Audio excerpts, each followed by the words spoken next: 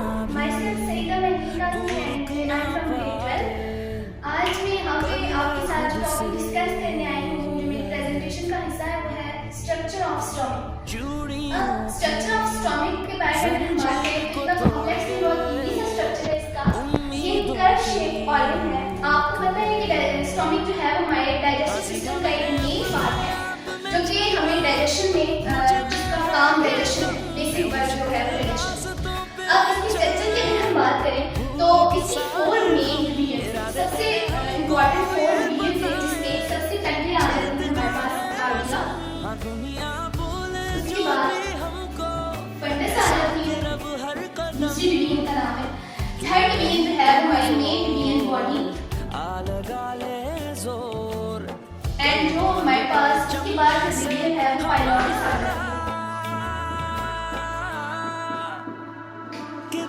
अब अगर इनकी डिवीजन है कहाँ कहाँ पे, अगर हम उनको देखना चाहें तो सबसे पहली डिवीजन मेटाकार्डिया है, वो यहाँ पे है। ये सुपीरियर पोर्शन है हमारे स्टमक का, जो कि स्टमक को एसोफेगस के साथ कनेक्ट करता है। ये वाला पोर्शन जो है जिसे हम कार्डिया कहते हैं। उसके बाद दूसरी जो इसका फंक्शन ये है कि स्टमक को एसोफेगस के साथ जोड़ता है। दूसरी जो हमारी डिवीजन है वो फंडस है यहाँ पे। ये एक गैस फिल्ड पोर्शन है और ये यहाँ पे इसके लेफ्ट साइड में मौजूद होती है और ये भी अपर साइड में मौजूद है। उसके बाद ये जो आपको हॉलो कैविटी नजर आ रही है, ये जो बड़ा सा पोर्शन आपको नजर आ रहा है, इसको हम बॉडी का नाम देंगे और ये मेन पार्ट है हमारे स्टमक का। सारा वर्क यहीं पे होता है। हमारी लास्ट डिवीजन है वो पाइलोरिस है। पाइलोरिस आगे 3 मेन पार्ट्स पे डिवाइड है। 3 इसके मेन आगे और इसकी टाइप्स है पार्ट्स हैं, जिनमें एक पाइलोरिक एट्रियम आ जाता है, पाइलोरिक कैनाल है और एक पाइलोरिक स्फिंक्टर है।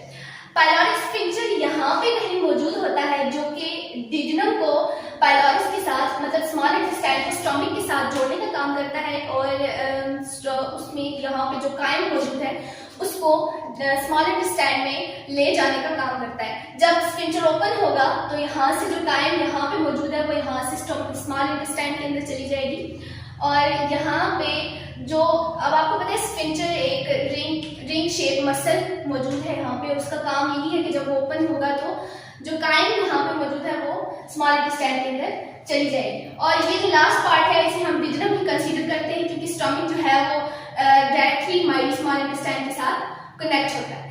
और यही आज का हमारा टॉपिक था और इसकी जो फंक्शन कैसे करता है स्टमक, ये नेक्स्ट लेक्चर में।